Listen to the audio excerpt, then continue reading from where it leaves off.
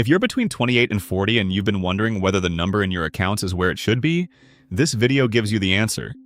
Not a motivational range, not a vague guideline. Specific numbers at 4 checkpoints across the 30s, based on median income data, standard savings assumptions, and the compound math from the last 3 videos. The goal isn't to make anyone feel behind. The goal is to replace the anxiety of not knowing with the clarity of a benchmark. I'm Warren, and the reason this video follows the snowball math from video 16 is that the snowball only means something if it has a timeline attached to it. Knowing the curve bends is useful. Knowing when it should bend, based on a specific age and a specific income, is actionable. Today is the actionable version. The framework. Fidelity publishes a widely cited guideline that says a person should have 1 times their annual salary saved for retirement by age 30, 3 times by 40, and 10 times by 67. That's a useful starting frame, but it's too coarse for the 30s, because the 30s are the decade where the snowball either builds or stalls. One benchmark at 30 and one at 40 leaves 8 years unmapped. This video fills in the gaps at 30, 33, 35, and 38. 4 checkpoints, 4 benchmarks. Each one calibrated to a salary of $60,000, which is roughly the median full-time individual income for Americans in their early 30s. Age 30. Benchmark. Net worth of roughly $60,000. That's 1 times annual salary, matching the Fidelity guideline. Broken down, about $40,000 to $45,000 in retirement accounts, a 401k, and a Roth IRA combined. An emergency fund of roughly $6,000 to $8,000 covering 3 months of essential expenses. Consumer debt at 0 or close to it, meaning credit cards paid off, no personal loans. Student loan debt may still exist if the rate is below 7% per the rule from video 9, but it should be declining, not growing. $60,000 at 30 sounds aggressive to most people hearing it for the first time. The median net worth for Americans under 35 is roughly $39,000, according to the Federal Reserve's Survey of Consumer Finances. That means hitting the $60,000 benchmark at 30 puts a person ahead of more than half their age cohort. It's not average, it's the minimum needed for the snowball to be on schedule. Average, as video 2 showed in detail, leads to a retirement portfolio of roughly $36,000 a year. The benchmarks in this video aren't designed to match average. They're designed to match the compound curve. A medical device sales rep in Minneapolis named Elise turned 30 last October and pulled up every account she had on her phone the same week. Not because of this video, because turning 30 triggered the same instinct that hitting any round number triggers: the urge to measure. She opened the Fidelity app, the Chase checking, the Marcus savings, and a spreadsheet she'd been keeping since 28. Retirement accounts, $32,000. Emergency fund, $4,000. Credit card balance, $2,100. Net worth, roughly $34,000. She was $26,000 below the benchmark, not because she hadn't tried, because she started late. Her first Roth IRA contribution was at 27, 3 years after most compound calculators assume a person begins. She'd spent 22 through 26 paying off a car loan and building the emergency fund, which is the correct order from the pyramid in video 7. But the compound math doesn't give credit for correct sequencing if the sequencing started late. Those 3 missing years, as the snowball math from video 16 showed, cascade. A dollar invested at 22 has 13 more years of compounding than a dollar invested at 35. By the time both dollars reach 60, the 22-year-old dollar has grown to roughly 17 times its original value. The 35-year-old dollar has grown to roughly 6, same dollar, different starting point, 3 times the outcome. Elise wasn't behind because of bad decisions.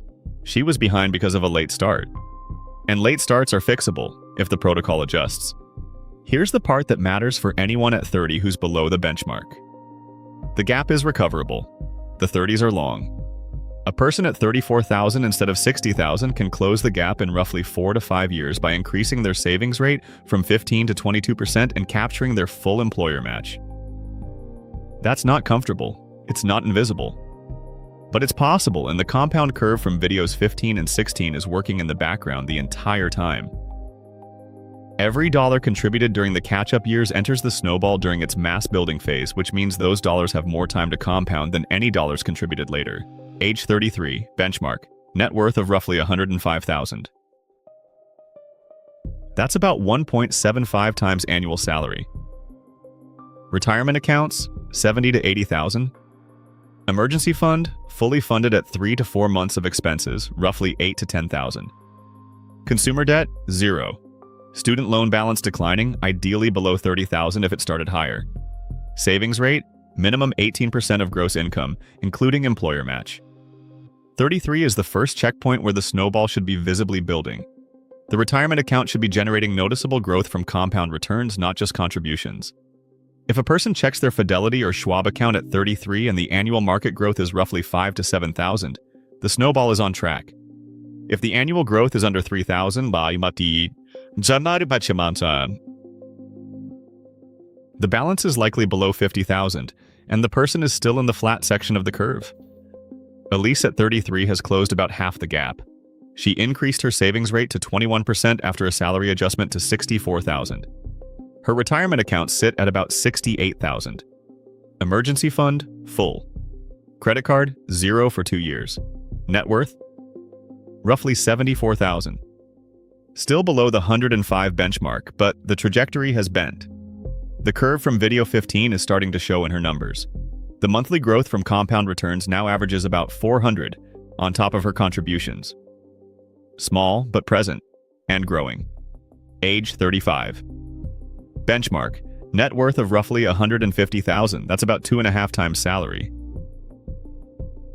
This is the midpoint of the 30s and the most important checkpoint in the entire decade because at 150,000, the snowball has reached the mass threshold where compound returns become the dominant driver. At 10% nominal return, 150,000 generates roughly 15,000 in annual growth. If the person's annual contribution is 8 to 10,000, the market is now contributing more than they are. The crossover from video 15 has happened. The second engine is running. 35 is also the age where the gap between the person who started at 22 and the person who started at 27 becomes most pronounced. Devin from video 13 crossed 100,000 at 32. Priya, who started later and paused once, was at 41,000 at the same age. At 35, Devin's portfolio is somewhere around 170,000. Priya's is around 70. Same decade, same job market, same index fund. $100,000 gap created almost entirely by timing and consistency. 35 is where that gap becomes either surmountable or permanent. A person at 70,000 at 35 can still reach the milestones in this video. A person at 20,000 at 35 has a much steeper climb because the grind zone hasn't even started yet. If you reach 35 and the net worth is at or above 150,000, the rest of the 30s are about maintaining pace. The snowball is rolling. The curve is bending. The hard work of the grind zone is behind. If the net... That's roughly 3.5 times salary. Retirement accounts, 160 to 180,000. Emergency fund, 6 months of expenses, roughly 12 to 15,000. This is the level Fidelity suggests should be at 3 times salary by 40, meaning 220,000 at 38 puts a person slightly ahead of that guideline with 2 years of room. At 220,000, the snowball is firmly in phase 2 from video 16. Annual compound growth at 10%, 22,000. Annual contribution at 20% savings rate on 65,000, 13,000. The market is contributing almost twice what the person puts in. The monthly statement shows growth figures that rival the contribution.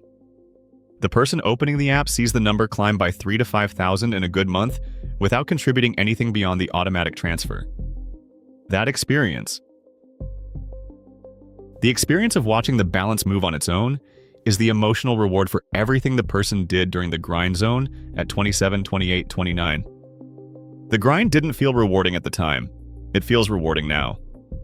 38 is also the last realistic checkpoint before the 40s, where the investment timeline shortens and the math becomes less forgiving.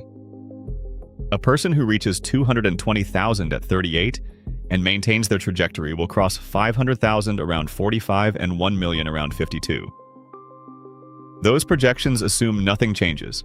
Same contribution, same return, same patience. A person who reaches 38 at 100,000 has a steeper but still viable path. The compound curve still bends. It just bends later, and the person needs to maintain a higher savings rate for longer to reach the same milestones.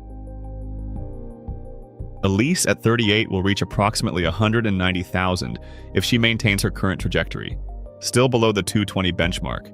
But here's the detail that makes her story representative rather than exceptional. The gap between her current trajectory and the benchmark is shrinking every year because the compound curve bends more steeply as the balance grows. At 30, she was 26,000 below. At 33, 31,000 below. At 35, roughly 20,000 below.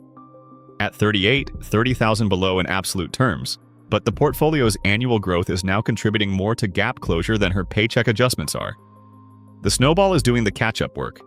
The system she built at 27 is solving the problem that the late start created. The catch-up protocol for anyone below the benchmarks at any age. It has 3 components and no menu. First, increase the savings rate by 1 percentage point every quarter until reaching 22 to 25%. Most people can absorb a 1-point increase without noticing it in daily spending, especially if timed to coincide with a paycheck cycle. Quarterly increases compound. 1 point every 3 months means 4 points in a year from 15 to 19%, which redirects an additional 2,000 to 3,000 annually into the snowball without any lifestyle change that registers consciously. Second, capture every employer match dollar available. If the 401k offers a match and the contribution isn't at the match ceiling, raising it to that ceiling is the single highest return action available. As shown in video 7 with Leo and Nate, missed match dollars are the most expensive losses in personal finance because they never compound. Each missed year of match at $170 a month, compounded for 25 years, costs roughly $140,000 at retirement. Third, redirect windfalls. Tax refunds, bonuses, side income, gifts. Every unexpected dollar that enters the picture has 2 destinations: spending or snowball. The person who directs 75% of windfalls into the investment accounts accelerates the catch-up without increasing the baseline monthly sacrifice. Elise directed her entire tax refund of $2,800 into her Roth IRA 2 years in a row. Those 2 deposits, roughly $5,600 total, compounded at 10% for 25 years, will be worth approximately $61,000 at retirement from 2 tax refunds. The catch-up protocol doesn't require dramatic sacrifice. It requires systematic redirection of money that was never part of the baseline budget. If you're in your 30s and the numbers in this video don't match the numbers in your accounts, that's not a verdict. It's a measurement. A measurement tells the distance between 2 points and nothing else. It doesn't say the destination is unreachable, it says how far the remaining road is. And the road, as every video in this series has shown, gets shorter with every mile traveled because compound interest makes the next mile shorter than the last. The benchmarks: 60,000 at 30, 105,000 at 33, 150,000 at 35, 220,000 at 38. 4 numbers, 4 checkpoints. And for the person who hits them, the 40s are where the curve goes vertical. Next, the crossover point. The exact portfolio size where the money starts earning more per year than the person does. It's the single most transformative number in all of personal finance, and most people cross it without realizing what just happened. That's the next video.